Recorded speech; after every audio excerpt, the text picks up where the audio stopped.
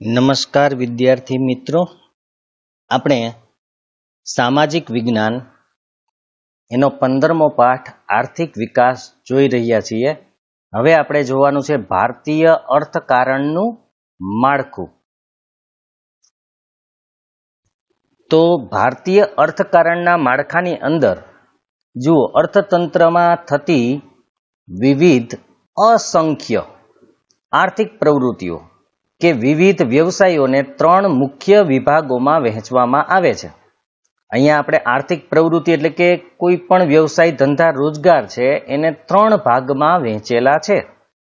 1 પ્રાથમિક ક્ષેત્ર, 2 માધ્યમિક ક્ષેત્ર, 3 સેવા ક્ષેત્ર. આર્થિક પ્રવૃત્તિઓના આ વર્ગીકરણને વ્યવસાયિક માળખા તરીકે ઓળખવામાં આવે છે.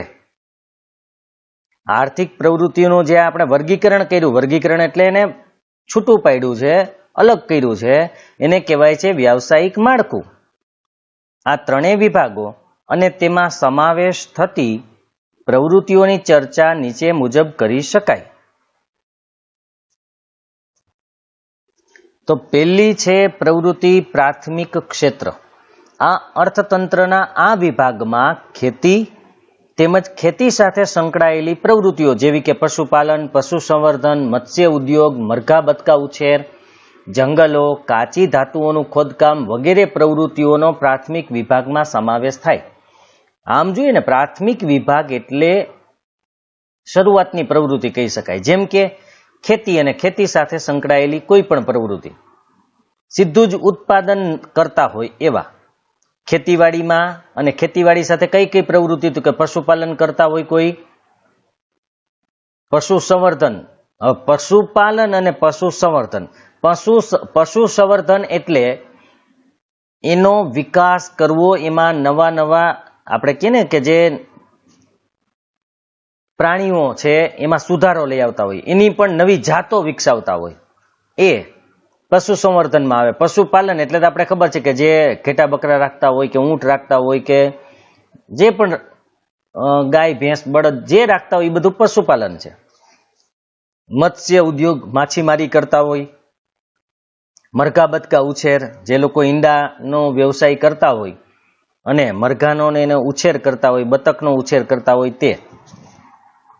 જંગલો, જંગલો એટલે જંગલમાંથી ઔષધિઓ લઈએ, લાકડાઓ કાપીને વેચતા હોય, અથવા તો એમાંથી જે બીજી ગુંદર કે લઈને મધ, લાખ પદાર્થ આવે તે, એ વ્યવસાય કરતા હોય. અથવા રબર કાઢતા હોય, કાચું રબર જે જંગલોમાંથી મળે, રબરના ઝાડમાંથી, એવી પ્રવૃત્તિ કરતા હોય.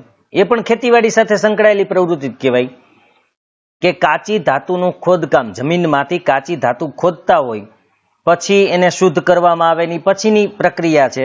તો પેલા ખાલી કાચી ધાતુ ખોદતા હોય, ખનિજો ખોદતા હોય, તો એ બધી પ્રવૃત્તિ પ્રાથમિક વિભાગમાં આવે. હવે આપણે બીજો વિભાગ જોઈશું, એ છે માધ્યમિક ક્ષેત્ર. આ વિભાગમાં નાના અને મોટા પાયાના ઉદ્યોગો, પાયાના જે મુખ્ય હોય એવા ઉદ્યોગો, એમાં નાના પણ હોય અને મોટા પણ હોય. મોટા મોટા જેમ કે રિફાઇનરી છે, એ તો મોટો ઉદ્યોગ છે. નાના ઉદ્યોગો આપણા બ્રાસ પાર્ટને એ નાના ઉદ્યોગો ગણી શકાય. પ્લાસ્ટિક ઉદ્યોગ છે કે અન્ય કોઈ આવા ઉદ્યોગો હોય તો એમાં મોટા પણ આવે અને નાના પણ આવે. બાંધકામ પ્રવૃત્તિ પણ આમાં જ આવશે માધ્યમિકમાં.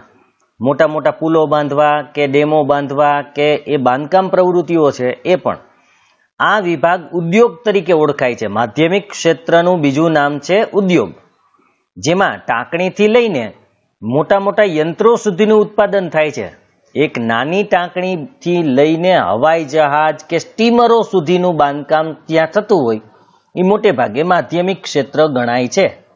હવે આપણે જોવાનું છે ત્રીજું, સેવા ક્ષેત્ર. આ વિભાગમાં અનેકવિધ સેવાઓનો સમાવેશ થાય છે. મેં તમને આની પહેલાના પાર્ટમાં વાત કરી હતી કે સેવા એટલે અહીંયા મફતવાળી સેવાની વાત નથી. તો આ વિભાગમાં અનેકવિધ સેવાઓનો સમાવેશ થાય. આવી સેવાઓમાં વ્યાપાર, વ્યાપારમાં માત્ર જોજો ઘણી વખત એવું થાય કે વ્યાપારમાં વસ્તુની લેવડ દેવડ થાય છે, પણ એ વસ્તુ તો એક જગ્યાએથી લઈને આપણે બીજી જગ્યાએ આપીએ છીએ. તો તમે એક જગ્યાએથી વસ્તુ લીધી અને પૈસા આપ્યા ને એ વસ્તુ તમે બીજાને વેચો છો, તો માત્ર ને માત્ર એ સેવા છે. તમે કોઈ વસ્તુનું ઉત્પાદન નથી કર્યું, એટલે વ્યાપાર છે એ સેવા ક્ષેત્રમાં આવે. સંદેશા વ્યવહાર, તમે સંદેશા વ્યવહાર, માનો કે તમે આજે નેટવર્ક ધરાવો છો મોબાઈલનું, કોઈ પણ કંપનીનું હોય, તો એ તમને કઈ વસ્તુ આપે છે? કોઈ વસ્તુ નથી આપતી, છતાં પણ તમે એના રિચાર્જના પૈસા આપો છો. શા માટે? કારણ કે તમે એની સેવા લ્યો છો.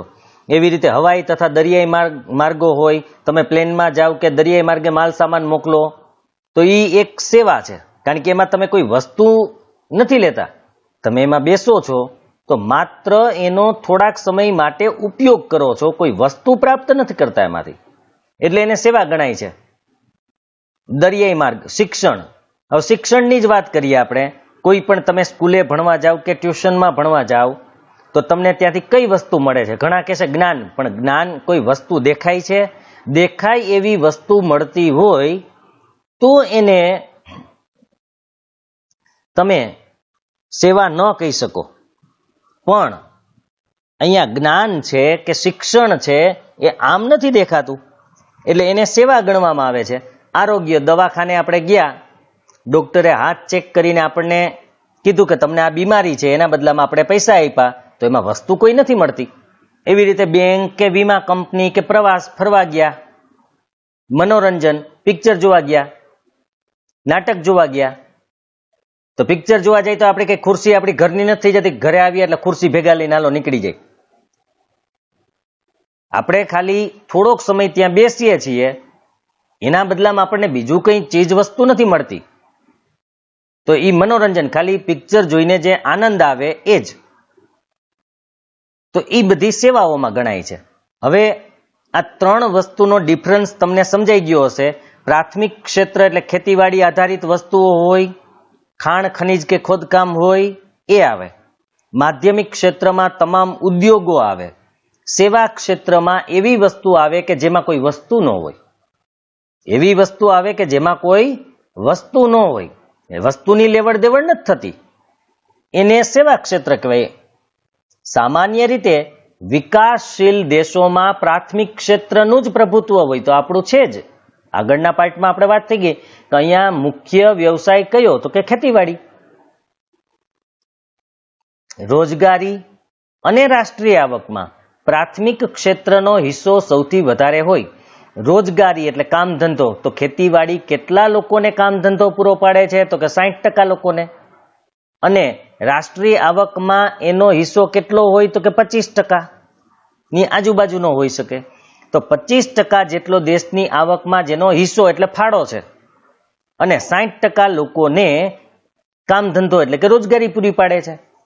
પરંતુ જેમ જેમ આર્થિક વિકાસ થતો જાય તેમ તેમ પ્રાથમિક ક્ષેત્રનું મહત્વ માધ્યમિક અને સેવા ક્ષેત્રની સાપેક્ષતામાં ઘટતું જાય છે. યાદ રાખજો, જેમ જેમ આર્થિક વિકાસ થતો જશે એમ ખેતીવાડીનું મહત્વ ઓછું થશે, ઉદ્યોગ અને સેવા ક્ષેત્રનું મહત્વ વધતું જશે, એટલે કે પ્રાથમિક ક્ષેત્રનું મહત્વ ઘટશે. તો તમે જોઈ શકો છો જેટલા વિકસિત દેશો છે એની અંદર ખેતીવાડીનું એટલું મહત્વ નથી. એટલે જ મેં તમને આગળના પાર્ટમાં કીધું હતું કે 3-4% લોકો જ ખેતી કરે છે. બાકીના બધા માધ્યમિક ક્ષેત્ર એટલે ઉદ્યોગો કે સેવા ક્ષેત્ર સાથે સંકળાયેલા છે. અને ઉદ્યોગ ક્ષેત્રે અને સેવા ક્ષેત્રનો વ્યાપ એટલે કે એનું પ્રમાણ વધતું જશે. જેમ જેમ વિકાસ થશે ને એમ ઉદ્યોગ ક્ષેત્રનો વ્યાપ એટલે કે વિસ્તાર વધતો જશે, એનું પ્રમાણ વધતું જશે, સેવા ક્ષેત્રનું પણ પ્રમાણ વધતું જશે. હવે ઉત્પાદનના સાધનો જેની વાત આપણે પહેલા કરવી પડી હતી એ કુદરતી સંપત્તિ અને શ્રમની મદદથી ચીજ વસ્તુઓ અને સેવાનું ઉત્પાદન કરવામાં આવે છે. બે વસ્તુ યાદ રાખજો, કોઈ પણ ચીજ વસ્તુ કે સેવાની વસ્તુ હોય એનું ઉત્પાદન કરવા માટે તમારે કુદરતી સંપત્તિ જોઈએ અને શ્રમ, એટલે કે અહીંયા શ્રમિકોની જરૂર પડશે, કામ કરનારની જરૂર પડશે. કુદરતી સંપત્તિ, તમે ખનિજોનો, જમીનનો ઉપયોગ કરી અને નવી ચીજ વસ્તુનું ઉત્પાદન કરી શકો છો. તો આ વસ્તુનું ઉત્પાદન કરવા માટે અનેકવિધ સાધનોનો ઉપયોગ થાય છે. કોઈ પણ વસ્તુ ઉત્પન્ન કરવી હોય તો ઘણી બધી બીજી વસ્તુઓ જોઈ, બીજા સાધનો જોઈ. આવા સાધનોને 4 ભાગમાં વહેંચવામાં આવ્યા છે. સૌથી પહેલું જમીન એટલે કે ભૂમિ, નંબર 2 મૂડી, નંબર 3 શ્રમ, નંબર 4 નિયોજન. આ તમામ સાધનોનો પરિચય આપણે નીચે મુજબ મેળવવાનો છે. મેં આછું પાતળું થોડું તમને કહી દીધેલું. હવે થોડું વધારે ડિટેલમાં જોઈએ. જમીન, સામાન્ય અર્થમાં જમીનને આપણે પૃથ્વીની સપાટીના ઉપલા પડ તરીકે ઓળખીએ છીએ. આ સામાન્ય અર્થ છે આપણો, કે પૃથ્વીની ઉપરનું જે પડ છે સપાટીનું, એને આપણે જમીન કહીએ છીએ.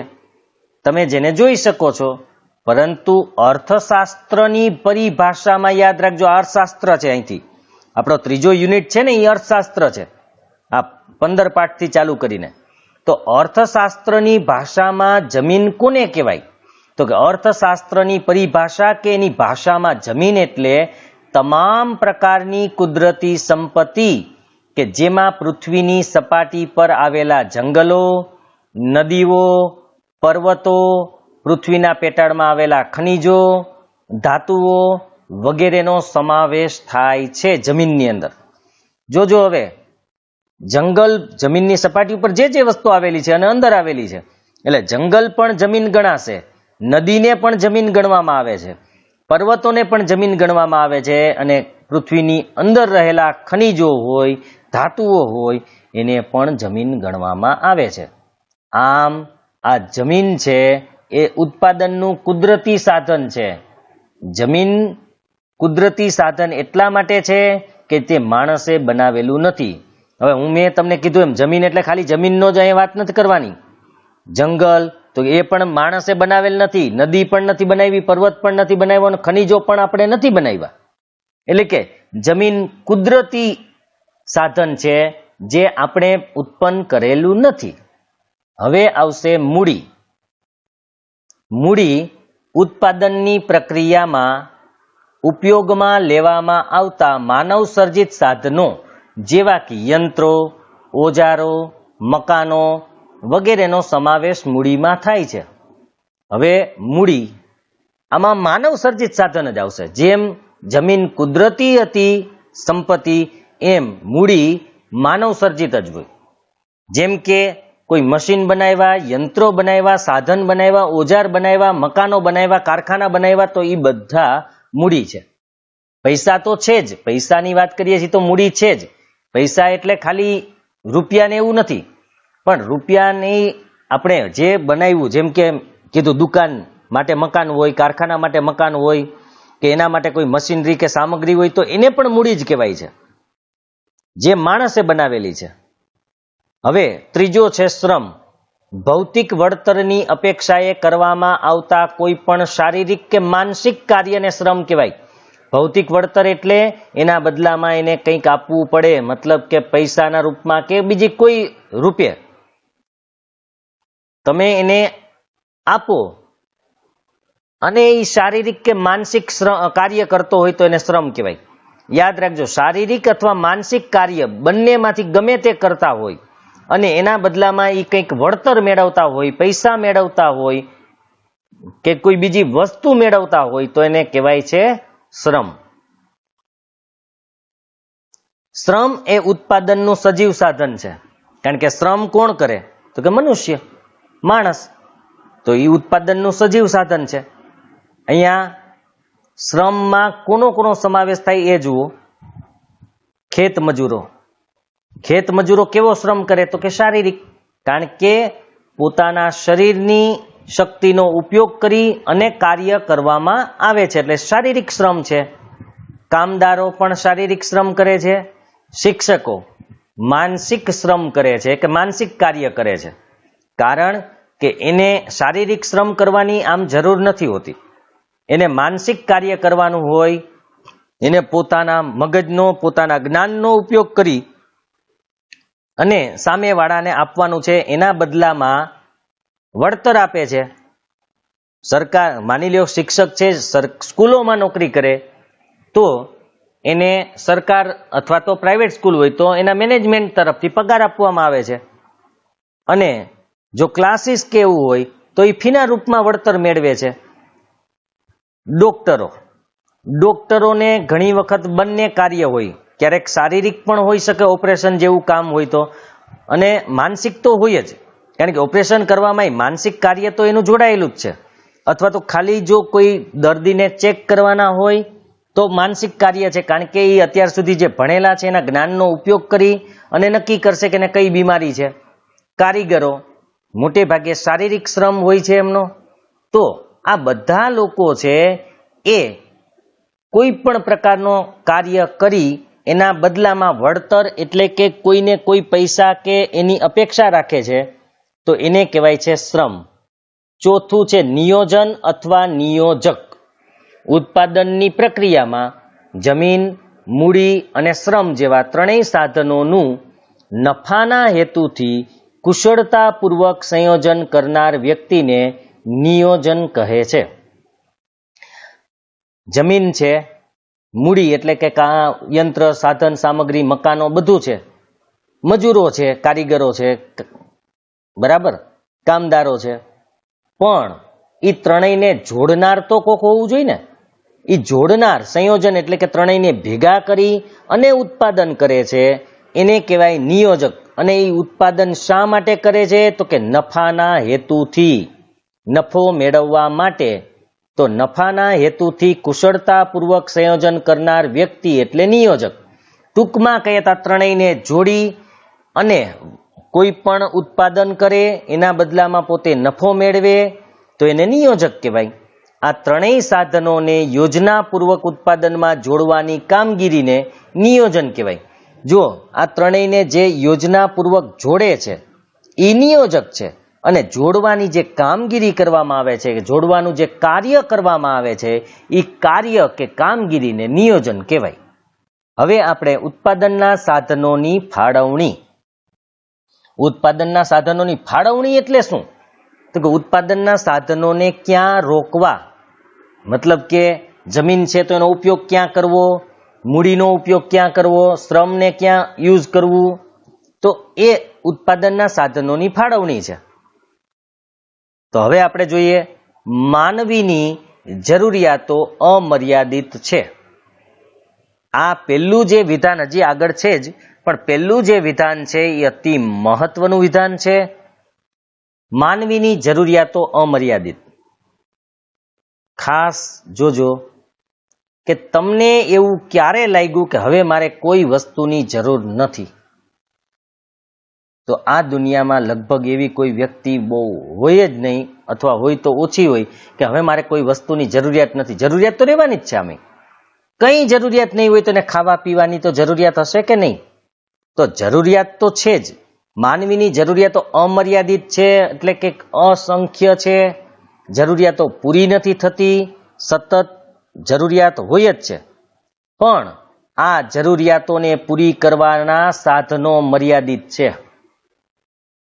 જરૂરિયાત અસંખ્ય છે, ખૂટે નહીં એવી છે, પણ એ જરૂરિયાત પૂરી કરવા માટે જેટલા પણ સાધનો છે એ તો મર્યાદિત છે ને.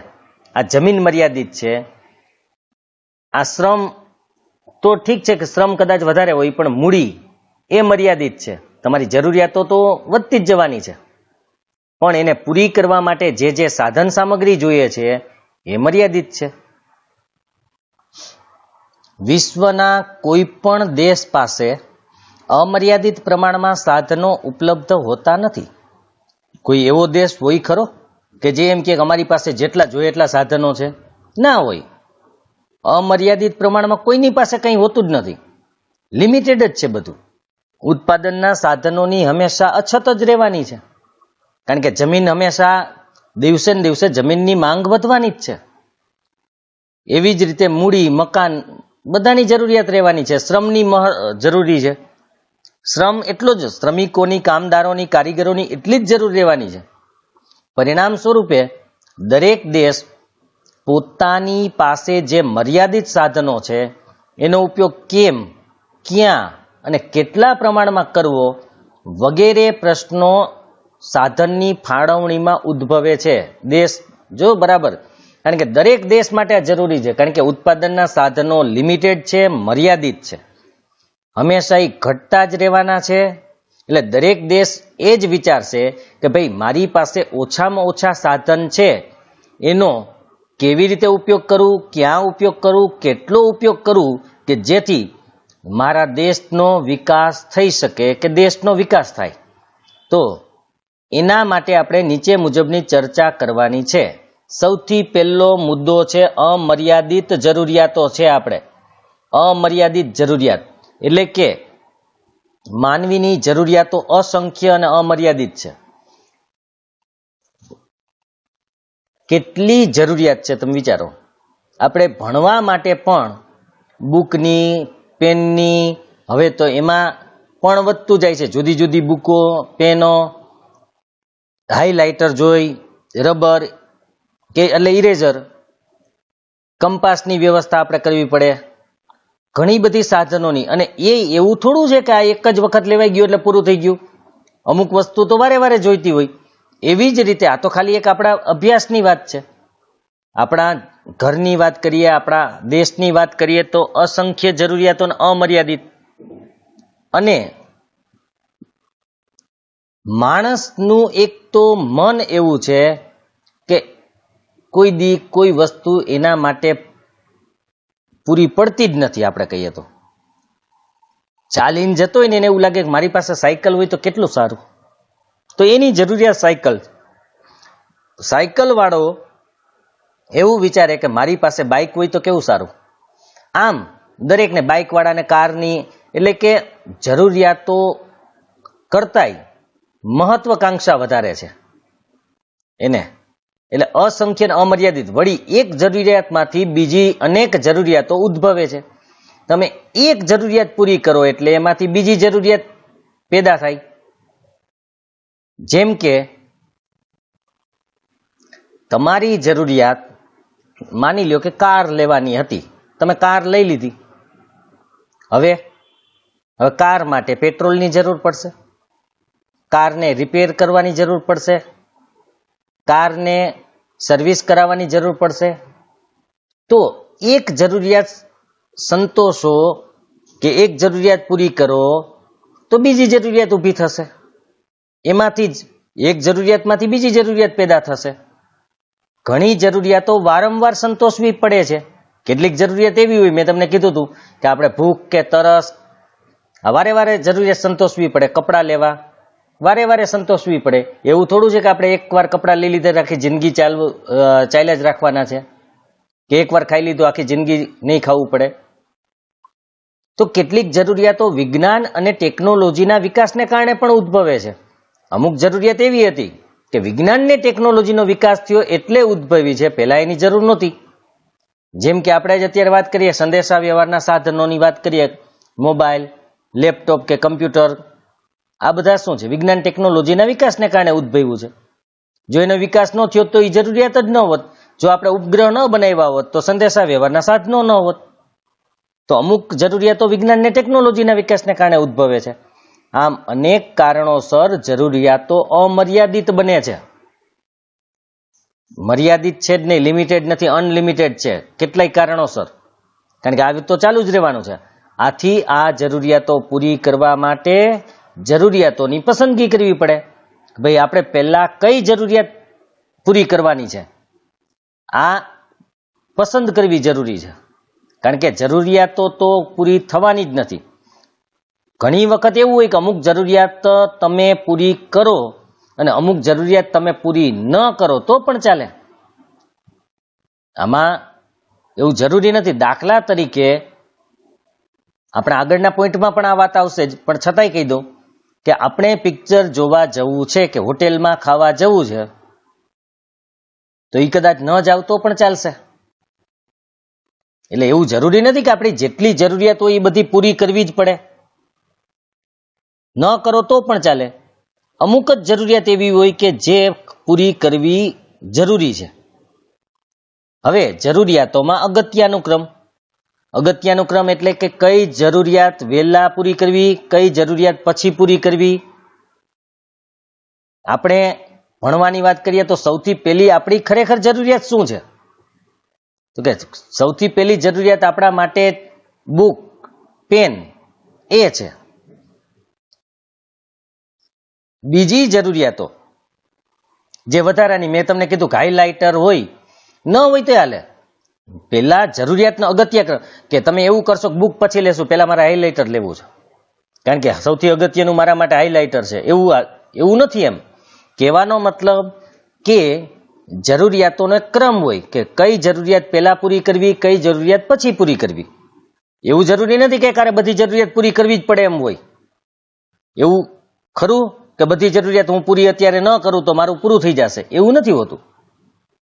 તો અમર્યાદિત જરૂરિયાતોની સામે ઉત્પાદનના સાધનો મર્યાદિત હોવાથી કઈ જરૂરિયાતો વધુ અગત્યની છે તે વ્યક્તિએ નક્કી કરી અને જરૂરિયાતોને અગત્યાનુક્રમ મુજબ સંતોષવી પડે. એને ક્રમ આપવો પડે. સૌથી પહેલા આ, પછી એના પછી આ, એના પછી આ, એના પછી આ. તો એનું કારણ છે જરૂરિયાતો અમર્યાદિત છે અને સાધનો છે એ લિમિટેડ છે. એટલે આપણે આ કરવું જ પડે, કારણ કે બધાની બધી જરૂરિયાત પૂરી થઈ શકવાની નથી. જે જરૂરિયાત વધુ અગત્યની હોય તેને પ્રથમ સંતોષવી પડે અને ત્યારબાદ અન્ય જરૂરિયાતો. હવે હું બીજું ઉદાહરણ આપું આપણા ઘર માટે, કે માની લ્યો કે આપણા ઘરની અંદર અનાજ ખૂટી ગયું, તો પહેલા અનાજ લેવું એ આપણી પ્રથમ જરૂરિયાત છે, એટલે કે પહેલા સંતોષવી પડે. પણ મેં તમને કીધું એમ કે આપણે એવું નક્કી કરીએ કે આપણે ફરવા જવાનું છે, તો ફરવા જવું એ પહેલી જરૂરિયાત છે કે અનાજ લેવું એ પહેલી જરૂરિયાત છે? તો આપણે કહીશું કે અનાજ લેવું એ પહેલી જરૂરિયાત છે. તો આપણે પહેલા એ સંતોષશું, પહેલા અનાજ લેશું અને પછી જો પૈસા વધે કે આપણી પાસે એટલી સગવડ હોય તો આપણે ફરવા જઈશું. એવું નહીં બને કે પેલા આપણે ફરવા જઈ આવીએ, પૈસા વાપરી આવીએ, પછી પૈસા ખલાસ થઈ ગયા, હવે અનાજ લેવાની આપણી પાસે સગવડ નથી, માટે એ જરૂરિયાત જતી કરીએ તો એ ન જતી કરી શકાય. ફરવાનું જતું કરી શકાય પણ અનાજનું જતું ન કરી શકાય. તો પેલા તમારે લિસ્ટ કરવું પડશે કે આપણે કઈ કઈ જરૂરિયાત અગત્યની છે. ફરવાનું લાસ્ટમાં આવશે. મેં કીધું હોટેલમાં ખાવા જવાનું લાસ્ટમાં આવે, બરાબર? એ તો તમે કદાચ જરૂરિયાત પૂરી ન કરો તો પણ ચાલશે. તો તેને પ્રથમ સંતોષવી, ત્યારબાદ અન્ય જરૂરિયાતો સંતોષવી. આમ ઉત્પાદનના સાધનો મર્યાદિત હોવાથી જરૂરિયાતોમાં આપણે અગત્યનું ક્રમ નક્કી કરવો પડે છે. એટલે જ આપણા માતા પિતા છે ને, એ તમને કેટલી વખત કહેતા હોય કે આ હું તને પછી લઈ દઈશ. આપણે જ્યારે એની જીદ કરતા હોય, ઘણા લોકોને ખોટી જીદ કરવાની પણ ટેવ હોય કે મારે તો મોબાઈલ જોશે જ, બીજા લોકો પાસે છે.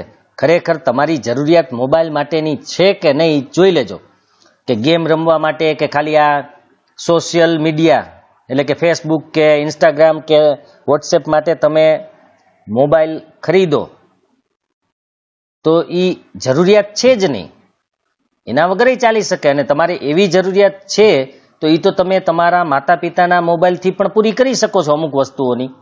જેમ કે અત્યારે ભણવાની જરૂરિયાત છે તો એ તમે એનાથી પૂરી કરી શકશો. પણ ઘણી વખત તમે જીદ કરતા હોય ત્યારે આપણા માતા પિતા આપણને કહેતા હોય કે હું તને પછી લઈ દઈશ, ત્યારે આપણે સમજી જવું પડશે કે એ પછી લઈ દેવાનું એટલા માટે કહે છે કે જરૂરિયાતને અગત્યનું ક્રમ એટલે કે કોઈ બીજી જરૂરિયાત આગળ હશે એની, અને એ ખરેખર મહત્વની હશે એટલે તમને પછી લઈ દેવાનું કહે છે. જો ખરેખર કોઈ માતા પિતા પાસે બધી સગવડ હોય, પૈસા પૂરતા હોય, તો ક્યારેય એના બાળકને ખોટી રીતે ના નહીં પાડે. પણ એ ના પાડતા હોય ને તો તમારે એમાં સમજી લેવાનું કે એમાં કંઈક લાભની વાત છે અને કદાચ માતા પિતાને થોડીક મુશ્કેલી કે એવું હોઈ શકે છે એ જરૂરિયાત પૂરી કરવામાં. જો એને મુશ્કેલી ન હોય તો પૂરી કરી જ દેશે. એટલે આ વાત પણ યાદ રાખજો, કારણ કે આપણે માત્ર અભ્યાસક્રમ ભણવો એ મહત્વનું નથી, જિંદગીના પાઠ પણ ભણવાના છે જ, એ મહત્વનું છે. આ ખાસ કદાચ આનો તો તમને એ પ્રશ્ન યાદ રહેશે કે ભૂલાઈ જશે, પણ જિંદગીના પાઠોને તમે કાયમ યાદ રાખશો તો આખી જિંદગી તમારી સાનુકૂળ એટલે કે વ્યવસ્થિત પસાર થશે. હવે ત્રીજો મુદ્દો છે મર્યાદિત સાધનો. ઉત્પાદનના સાધનોમાં મુખ્યત્વે કુદરતી સંપત્તિ અને માનવીય સંપત્તિ હોય છે.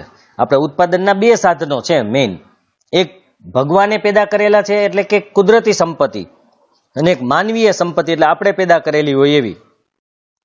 આ તમામ સાધનો મર્યાદિત હોય છે, અનલિમિટેડ તો કંઈ છે જ નહીં.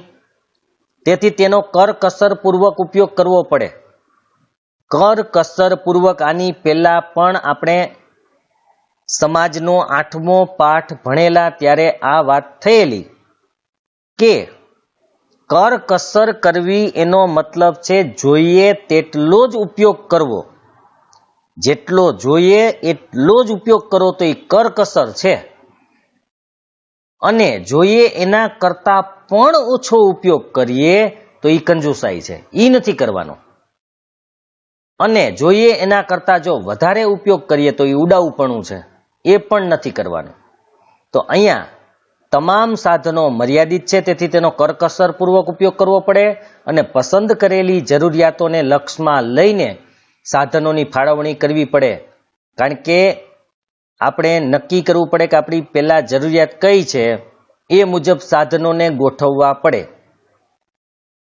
અહીંયા માની લ્યો કે એક જગ્યા ખુલ્લી પડેલી છે, તો ત્યાં શું કરવું? આપણે ત્યાં કારખાનું નાખવાની વાત કરવી કે ખાલી ખુલ્લી પડતર રહેવા દેવી, અથવા તો ત્યાં કંઈ બીજું બનાવી દેવું? તો એના માટે આપણે પહેલા એ જોવું પડે કે ત્યાં જરૂરિયાત શું છે, એ મુજબ સાધનોની ફાળવણી. કે અહીંયા ભાઈ માનો કે આ એક ચીજ વસ્તુની કમી છે તો આપણે એ ઉત્પન્ન કરવી પડશે, તો એ મુજબ સાધનો ગોઠવીને એ વસ્તુ આપણે ઉત્પન્ન કરશું. સરકાર આ રીતે જ કરતા હોય છે કે જે વિસ્તારમાં જે વસ્તુની ઘટ હોય એ વસ્તુ પૂરી પાડવાની એ કોશિશ કરે, પ્રયત્ન કરતા હોય. એટલે આપણી પાસે બે પ્રકારની સંપત્તિ છે, સંપત્તિ લિમિટેડ જ છે, જમીન લિમિટેડ છે, અત્યારે તો પાણી પણ લિમિટેડ છે. માનવીય સંપત્તિની વાત કરીએ તો એ પણ લિમિટેડ છે, કારણ કે તમે વસ્તુઓ બનાવો છો એ પણ અમુક લિમિટમાં છે. તો આપણે એનો કરકસરપૂર્વક એટલે જોઈએ એટલો જ ઉપયોગ કરો, અને જે જરૂરિયાત પહેલા પૂરી કરવી પડે એમ હોય એ જરૂરિયાત પૂરી કરવા માટે સાધનોની મદદ લેવી. સાધનો કયા? મૂડી, જમીન, શ્રમ, આ બધાને ભેગા કરવા. હવે ચોથું છે સાધનોનો વૈકલ્પિક ઉપયોગ, એટલે કે એનો ઓપ્શન, વિકલ્પ પણ હોય. જેમ કે જરૂરિયાત સંતોષવાના સાધન મર્યાદિત છે, એટલું જ નહીં પરંતુ તે વૈકલ્પિક ઉપયોગ ધરાવે છે. વૈકલ્પિક એટલે ઓપ્શનલ, મતલબ કે આ નહીં તો આ. આપણે સાધનો મર્યાદિત છે એ તો ખબર જ છે, પણ વૈકલ્પિક છે, એનો વિકલ્પ પણ છે. જેમ કે આપણે આગળ વાત કરીએ કે ઉત્પાદનનું કોઈ સાધન એક કરતાં વધુ ઉપયોગમાં આવતું હોય તો તે સાધન અનેક ઉપયોગ ધરાવે છે. કારણ કે ઘણા બધા સાધનો એવા છે કે જેના ઉપયોગ કેટલાય હોઈ શકે, કેટલીય જરૂરિયાતો પૂરી કરવા માટે ઉપયોગમાં આવતું હોય છે.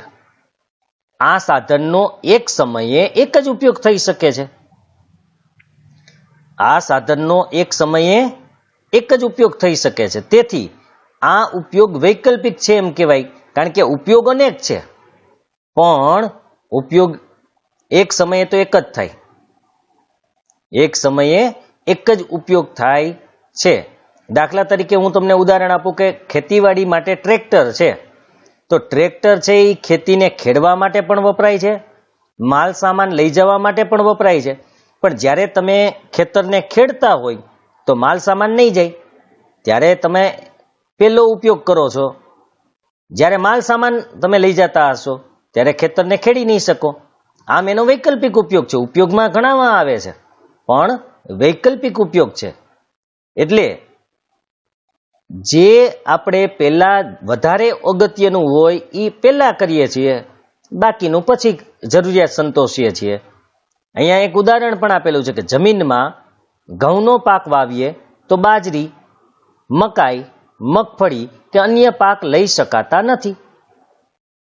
માની લ્યો કે એક સમયે તમે જમીનમાં ઘઉં પણ વાવી શકો છો, બાજરી પણ વવાય, મકાઈ કોઈ પણ વાવી શકાય, કઈ પણ વસ્તુ. પણ ઘઉં વાવ્યા હોય તો બાકીનું ન વાવી શકીએ આપણે, કે અન્ય પાક લઈ શકાતા નથી, એટલે જમીનના અન્ય ઉપયોગ જતા કરવા પડે છે. હજી એક ઉદાહરણ આપું તમને, કે એક જમીન માની લ્યો કે આપણે દાનમાં મળેલી છે, તો એ જમીન ઉપર સ્કૂલ પણ બનાવી શકાય, બગીચો પણ બનાવી શકાય, કારખાનું પણ શરૂ કરી શકાય, અથવા આપણે શોપિંગ સેન્ટર પણ ચાલુ કરી શકાય. તો હવે આપણે એમાંથી મંદિર પણ બાંધી શકાય, અને ખેતીવાડી તરીકે કદાચ ઉપયોગ કરવો હોય તો એ પણ કરી શકીએ. માનો કે ફૂલ છોડ વાવી કે શાકભાજી વાવીને પણ.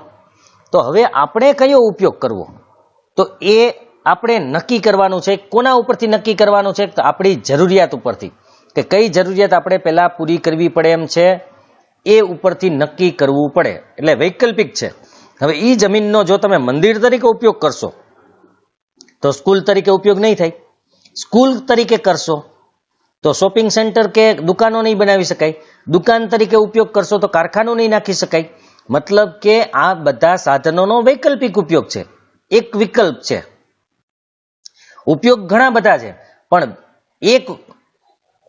એક ઉપયોગ કરશો તો બીજો ઉપયોગ તમારે જવા દેવો પડશે, બીજો ઉપયોગ ત્યારે તમે કરી શકશો નહીં.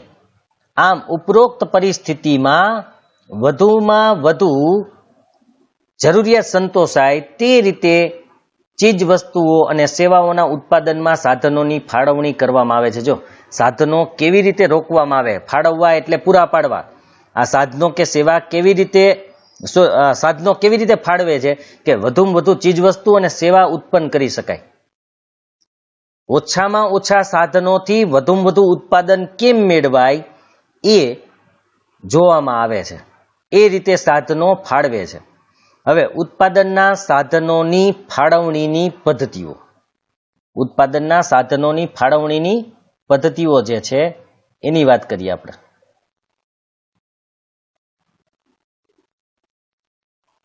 ઉત્પાદનના સાધનોની શ્રેષ્ઠ ફાળવણી કરી અને વધુમાં વધુ ઝડપથી આર્થિક વિકાસ પ્રાપ્ત કરવાનો દરેક દેશ પ્રયાસ કરતો હોય છે.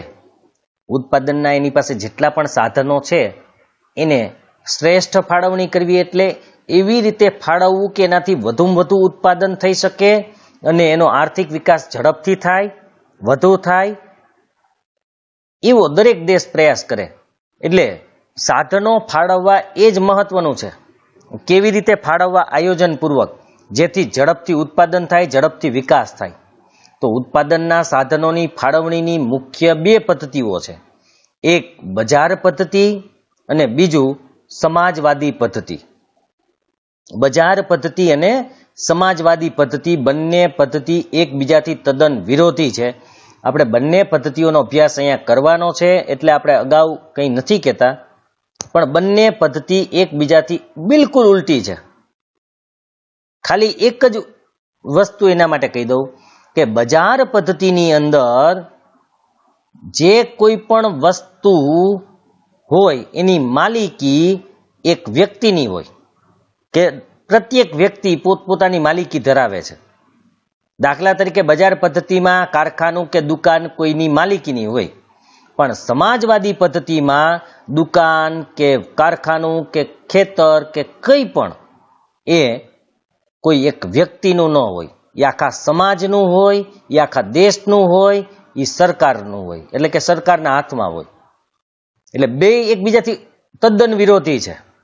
આ બંને પદ્ધતિઓનો સમન્વય કરી અન્ય પણ કેટલીક પદ્ધતિઓ વિકાસ પામી છે, જેને મિશ્ર અર્થતંત્ર પણ કહેવાય છે. મિશ્ર પદ્ધતિ આપણા દેશની અંદર આવી રીતે છે, મિશ્ર જેવું છે આમ જોઈએ તો. કારણ કે અડધી સમાજવાદી પદ્ધતિ મુજબ સરકારના માલિકીમાં છે, અડધું બજાર પદ્ધતિ મુજબ વ્યક્તિની માલિકીમાં છે. આપણે બેય છે અહીંયા, અડધું સરકાર પાસે છે, અડધું વ્યક્તિઓ પાસે છે. દરેક દેશ પોતાને અનુરૂપ હોય એવી એક યા બીજી પદ્ધતિ સ્વીકારે છે. એ તો દરેક દેશ કેવી પદ્ધતિ સ્વીકારશે, તો કે એને અનુકૂળ આવતી હોય, એને મેળ પડતી હોય એવી પદ્ધતિનો સ્વીકાર કરશે. અને ઉત્પાદનના સાધનોની ફાળવણી અંગેની મુખ્ય પદ્ધતિઓની સમજૂતી આ મુજબ છે. ઉત્પાદનના સાધનો ક્યાં રોકવામાં આવે, કેવી રીતે રોકવામાં આવે અને શા માટે રોકવામાં આવે એ હવે આપણને ખબર પડશે. એમાં પહેલો મુદ્દો છે બજાર પદ્ધતિ.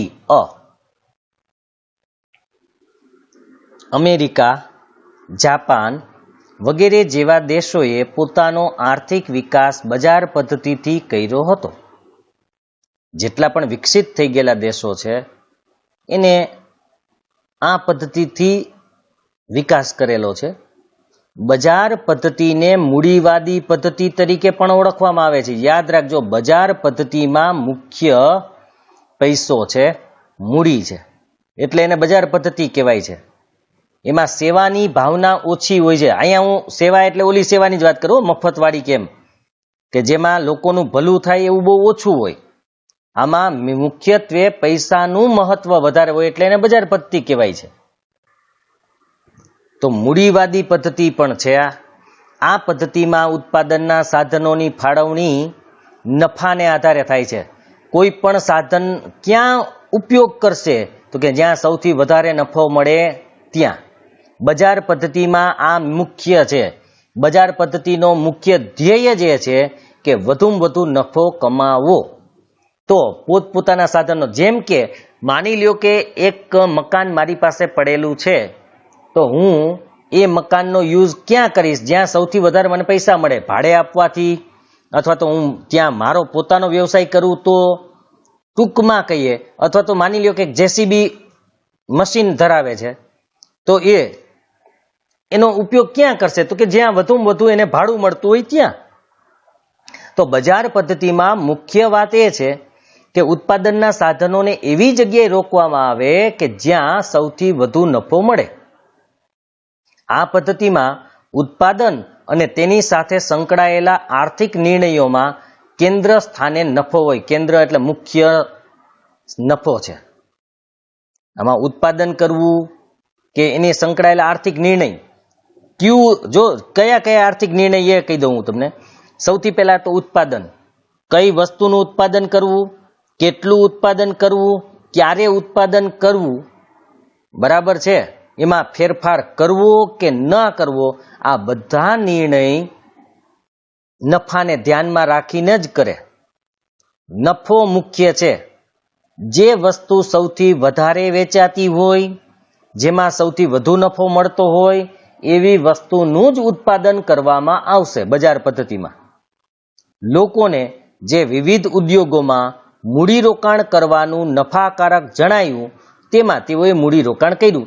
એમ લાગે કે આ ઉદ્યોગમાં પૈસા રોકવાથી વધારેમાં વધારે નફો મળશે તો એવા ઉદ્યોગો જેને શરૂ કર્યા છે. કોઈ એવું બને કે એ ઉદ્યોગ એને શરૂ કર્યો પણ એમાં ખોટ જાય છે છતાંય ચાલુ રાખ્યો. કેમ? કારણ કે લોકોનું ભલું થાય, લોકોને ચીજ વસ્તુ મળી રહે, ભલે મને ખોટ જાય. તો એવું કોઈ વ્યક્તિ છે ખરું કે લોકોને લાભ થાય એટલા માટે એ ધંધો કે ઉદ્યોગ ચાલુ રાખે છે, ભલે પોતાને નુકસાની જાય? તો એવું કોઈ નથી. બજાર પદ્ધતિમાં એવું કોઈ હોતું જ નથી. બજાર પદ્ધતિમાં દરેક વ્યક્તિ એવી રીતે પૈસા રોકશે કે એવી રીતે વ્યવસાય કરશે કે એને વધુમાં વધુ નફો મળે. આ પદ્ધતિમાં બજાર તંત્ર સંપૂર્ણપણે મુક્ત હોય છે. એટલે કે આમાં સરકારનો કોઈ કંટ્રોલ હોતો નથી બજાર પદ્ધતિમાં. યાદ રાખજો, આપણા દેશમાં તો બજાર પદ્ધતિ નથી સંપૂર્ણ, એટલે આપણે આ વાત નથી કરવાની. પણ જે દેશો, ખાસ કરીને અમેરિકા જેવા દેશોમાં સંપૂર્ણ બજાર પદ્ધતિ છે, એમાં સરકારનો કોઈ કંટ્રોલ હોતો નથી, એટલે સંપૂર્ણપણે મુક્ત હોય છે. ત્યાં જેને જે ભાવે જે ચીજ વસ્તુ વેચવી હોય તે વેચી શકે. લોકોએ નક્કી કરવાનું એ લેવી છે કે નહીં.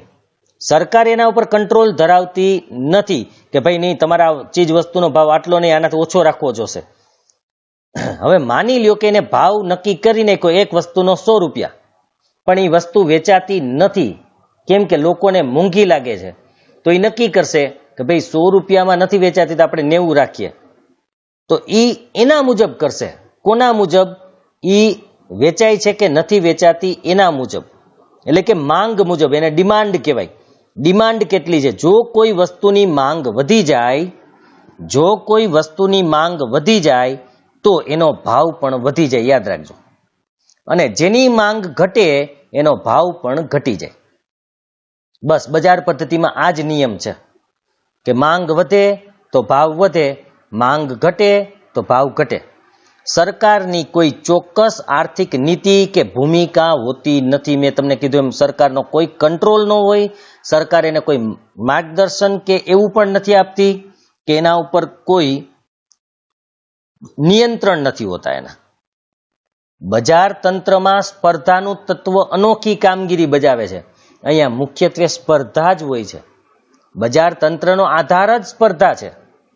એ સ્પર્ધાને કારણે હાલે છે. કેવી રીતે એ જુઓ કે હરીફાઈ યુક્ત બજારમાં મહત્તમ નફો મેળવવા કાર્યક્ષમતા વધુ ને વધુ ઊંચે લઈ જવી પડે.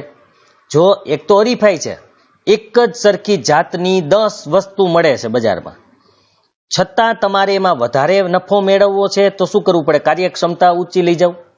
કાર્યક્ષમતા ઊંચી લઈ જવી, અહીંયા આપણે ગુણવત્તા સુધારવી, ક્વોલિટી સારી આપો, વધુ સારી રીતે કામ કરીને વધુ સારી વસ્તુ પેદા કરો તો તમે ટકી શકશો.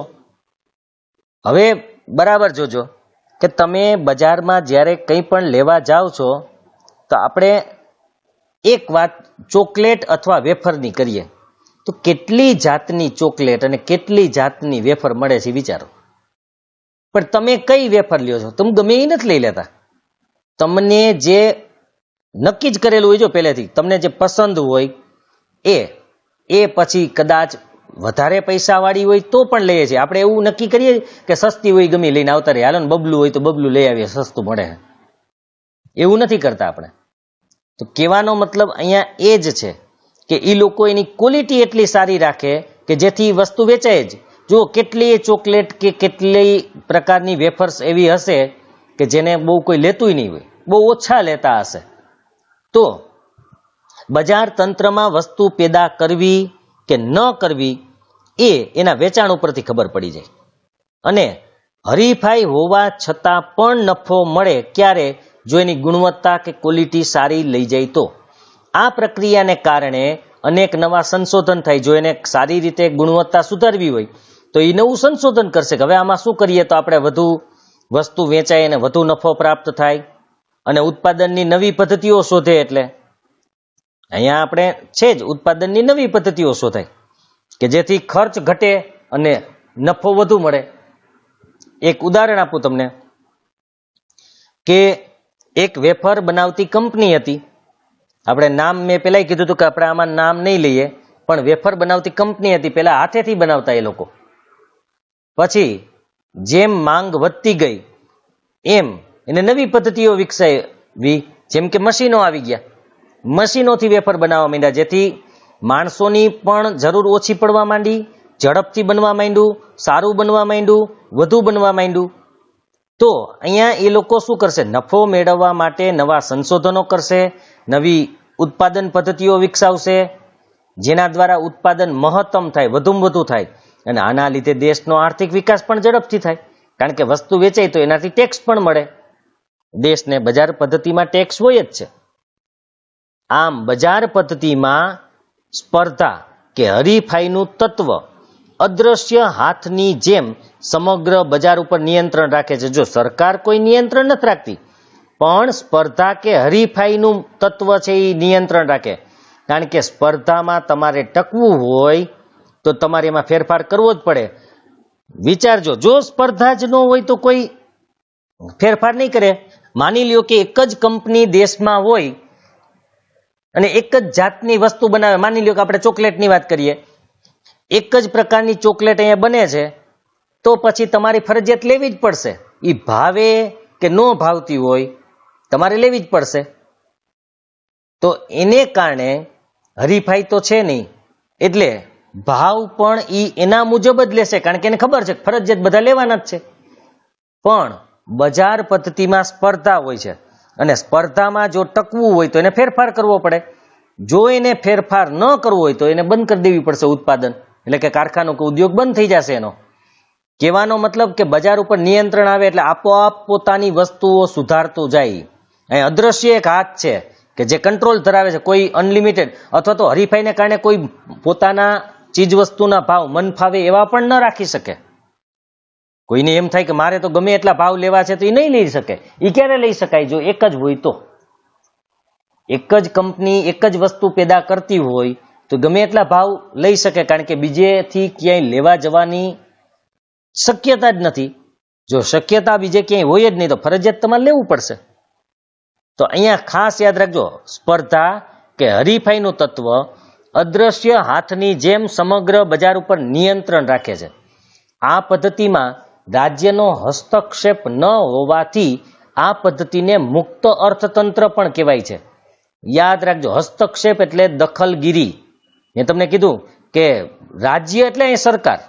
સરકાર બજાર પદ્ધતિમાં કોઈ જાતની દખલગીરી કરતી નથી કે કોઈ જાતની એના ઉપર કંટ્રોલ ધરાવતી નથી.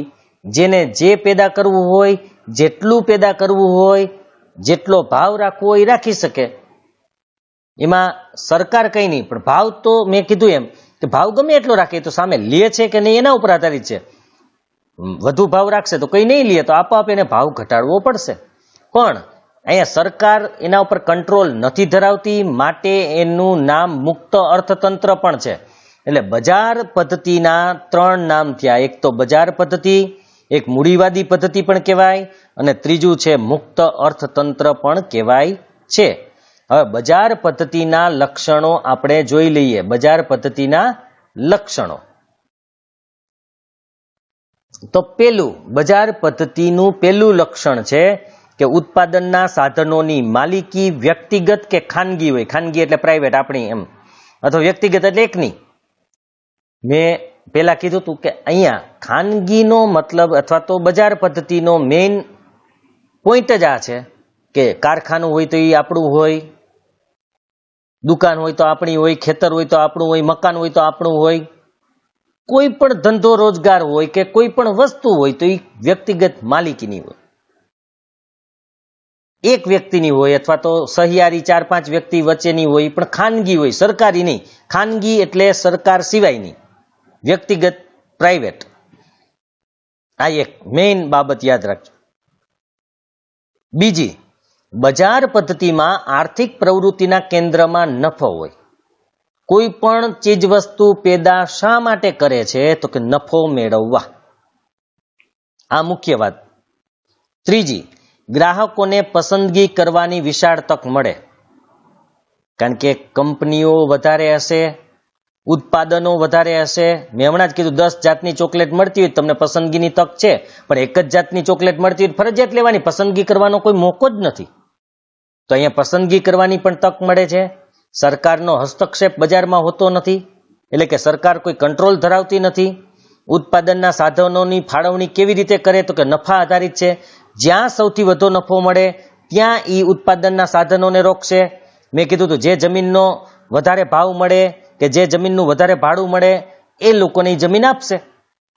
અહીંયા મુખ્ય એ જ છે. જેસીબી મેં હમણાં કીધું હતું કે વધુ ભાડું મળે ત્યાં રોકશે.